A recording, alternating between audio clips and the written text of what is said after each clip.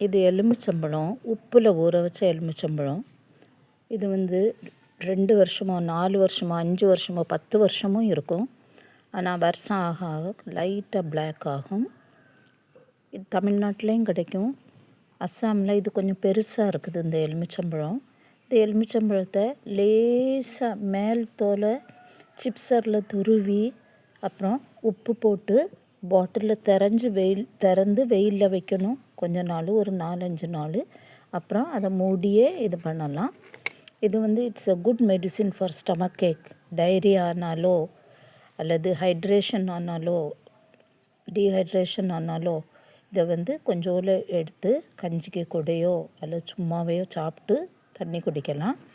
சோறுக்கு கூட சாப்பிட்லாம். பருப்பு குழம்பு வச்சு இதில் ஒரு சின்ன துண்டு எடுத்தால் சாப்பிட்றதுக்கு உண்மையிலே டேஸ்ட்டு. அதே நேரம் மருந்தும் கூட.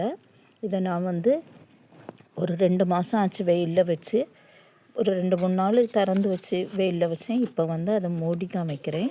மூடி வச்சு வெயிலில் வச்சுருப்பேன். இது நல்லா இருக்குது. இது எத்தனை வருஷம் வேணாலும் வச்சு யூஸ் பண்ணலாம். இன்டைஜஷன் அல்லது ஸ்டமக் பெயின், டைரியா, டிசென்ட்ரி அந்த மாதிரி ஏதாவது வந்தால், சால்ட்டு ஷார்ட்டேஜ் ஆகும்போது இது நல்ல மருந்தாக உதவும். இதை it's a easy method to preserve.